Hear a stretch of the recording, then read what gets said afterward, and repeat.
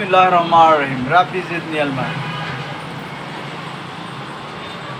যাকাত আদায় না করার পরিণতি। যারা যাকাত আদায় করবে না তারা পরকালে কঠিন শাস্তি ভোগ করবে। এ ব্যাপারে কোরআনে বিভিন্ন আয়াত নাযিল হয়েছে। সূরা হামিম সিজদার ৬তে বলা হয়েছে, দুর্ভোগ মুশরিকদের জন্য যারা যাকাত প্রদান করে না এবং আখিরাতের প্রতি বিশ্বাস স্থাপন করে না। তাহলে দুর্ভোগ মুশরিকদের জন্য যারা যাকাত প্রদান করে না এবং আখিরাতের প্রতি বিশ্বাস স্থাপন করে না, তাদের জন্য কঠিন শাস্তি অপেক্ষা করছে। যারা স্বর্ণ ও রৌপ্য পুঞ্জীভূত করে এবং তা আল্লাহর পথে ব্যয় করে না, তাদেরকে মর্মান্তিক শাস্তি সুসংবাদ দাও। সূরা তওবার ৩৪ আয়াতে বলা হয়েছে।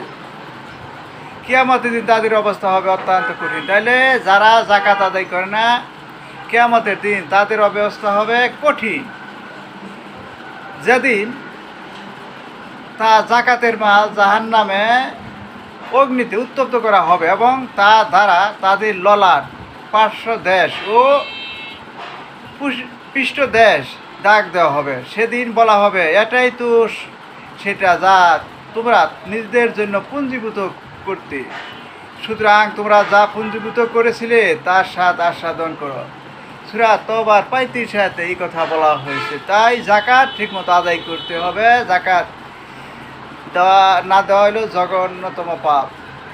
আল্লাহ যাদেরকে স্বীয় অনুগ্রহতে কিছু দান করেছেন অথচ তারা সে বিষয়ে কার্পণ্য করে, তারা যেন এরূপ ধারণা না করে যে ওটা তাদের জন্য কল্যাণকর, বরং ওটা তাদের জন্য আরও ক্ষতিকর। তারা যে বিষয়ে কৃপণতা করেছে, কিয়ামতের দিন ওটাই তাদের গলায় বেরিতে পরিণত হবে। জেনে রেখো, আল্লাহ নবমণ্ডল ও ভূমণ্ডলের স্বত্বাধিকারী, আর তোমরা যা করছো আল্লাহ সে বিষয়ে পূর্ণ খবর রাখে। সূরা আল ইমরানের ১৮০ আয়াতে কথা বলা হয়েছে। তাইলে যাকাত আদায় করতে হবে। যাকাত যারা আদায় না করবে তারা পরকালে কঠিন শাস্তি ভোগ করবে। তাই যাকাত আদায় করা প্রত্যেকের জন্য ফরজ। এই বলে আমার আলোচনা শেষ করছি। আসসালামু আলাইকুম রহমতুল্লাহি ওয়া বারাকাতুহু।